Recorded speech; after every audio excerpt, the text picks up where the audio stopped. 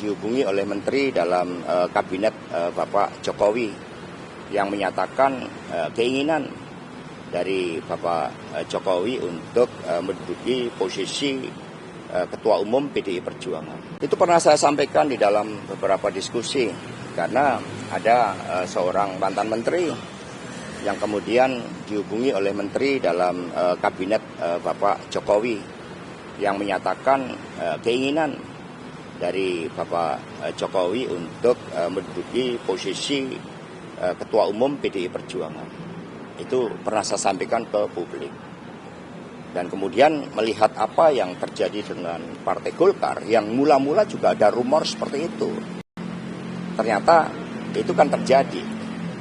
Maka apa yang disampaikan oleh Ibu Megawati Soekarno Putri tersebut itu adalah benar. Di sini kami ingin menegaskan bahwa Bu Mega bukan hanya Ketua Umum PDI Perjuangan, beliau putri proklamator. Bu Mega sudah menjadi bagian dari suatu ide, gagasan, cita-cita bagaimana negara hukum dibangun. Bagaimana negara karakter pemimpinnya tidak boleh otoriter. Bagaimana Bu Mega membangun legacy untuk melawan pemerintahan yang otoriter, yang korup, penuh dengan nepotisme dan kolusi. Bagaimana Ibu Mega penuh dengan gagasan tentang emansipasi, tentang meletakkan prinsip-prinsip demokrasi berada di tangan rakyat. Nah, karena itulah sikap PDI Perjuangan sangat jelas. Ketika ada pihak-pihak yang mencoba secara langsung ataupun tidak langsung menggunakan kekuasaannya untuk mencampuri kedaulatan PDI Perjuangan yang dijamin oleh konstitusi, oleh undang-undang, ya maka seluruh jajaran partai dengan militansi tinggi, dengan pertaruhan jiwa raga, siap akan membela Ibu Mega dengan seluruh gagasan-gagasannya itu. Nah, sehingga Ibu Mega justru menyatakan untuk bersedia menjawab permintaan dari Rakernas ke-5 yang memohon Ibu Mega untuk berkenan menjadi Ketua Umum PDI Perjuangan kembali. Karena ide untuk membangun demokrasi, untuk setia pada konstitusi, setia pada jalan demokrasi, setia pada kedaulatan rakyat, ini ada pihak-pihak yang mau mengganggu prinsip-prinsip fundamental dalam kehidupan berbangsa dan bernegara. Apalagi ini menjelang 17 Agustus yang merupakan peringatan bahwa kemerdekaan Indonesia ini membangunkan jiwa-jiwa rakyat Indonesia agar merdeka, berdaulat, untuk tidak mampu ditekan oleh siapapun yang mencoba menyelewengkan semangat 17 Agustus tersebut. Percobaan mengambil alihan ketum PDIP itu kapan sih? Ya, semuanya kan dari rumors yang kemudian muncul menjadi bisikan-bisikan, lalu muncul menjadi suatu gerakan. Kan kami juga belajar dari partai politik lain. Kedaulatan partai itu dilindungi oleh konstitusi. Kami warga negara yang sah, kami partai yang sah, sehingga pemilu kada pun sekarang sepertinya itu mau digeser hanya untuk kekuasaan itu. Mas, ini momentum Bu Mega mengatakan akan penjagalan partai atau PDIP ini karena melihat momentum Golkar yang sekarang diguncang gitu. Jadi itu bisa membuktikan apa yang disampaikan Bu Mega itu benar gitu. Itu momentum suara kebatinan, suara nurani yang bening. Itu momentum ketika kami mempersiapkan pemimpin-pemimpin dari rakyat dan kemudian ada yang mencoba untuk mengganggu.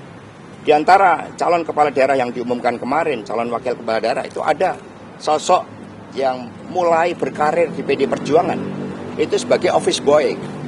Kemudian dia belajar manajemen, belajar komputer, mengambil S1, S2, akhirnya terpilih sebagai anggota DPR RI dan sekarang mau merunding ya sebagai salah satu pimpinan kepala daerah. Ini menunjukkan bahwa PDI Perjuangan menempatkan pilkada itu sebagai proses dari arus bawah agar setiap warga bangsa bisa menjadi pemimpin dan tidak boleh ada pihak manapun yang mengganggu hanya karena kepentingan pemilu 2029. Mas, kemarin kan Pak Ahok bilang seharusnya pilkada ini untuk koalisi partainya dibatasi gitu agar tidak rombongan gitu partai yang koalisi. Nah, ini menurut Mas Hasto sendiri senada dengan? Ya, prinsipnya kedaulatan rakyat harus dihormati. Aspirasi arus bawah itu tidak boleh dihalang-halangi oleh kekuasaan. Itu juga menjadi kesadaran dari elit-elit partai politik. Buat apa ada regulasi detail ketika spirit penyelenggaranya itu tidak memahami aspek-aspek fundamental dari kedaulatan rakyat itu. Lalu pemilu secara langsung mencoba untuk diakal-akali dengan pendekatan kekuasaan, dengan intimidasi hukum. Ini yang harus kita hadapi bersama-sama karena ini demokrasi kita, ini masa depan kita, ini kebebasan kita untuk berserikat, berkumpul, dan bersuara.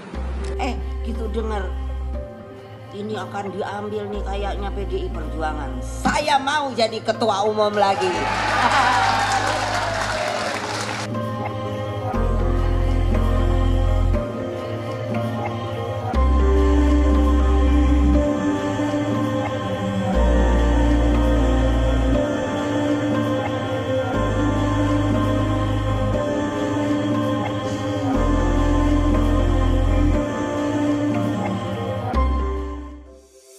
Antara banyak sumber informasi, kami layak dipercaya. Karena kami menggali lebih dalam, berpihak pada kebenaran, berpegang pada data dan fakta, agar layak Anda jadikan referensi. Kompas TV, independen, terpercaya.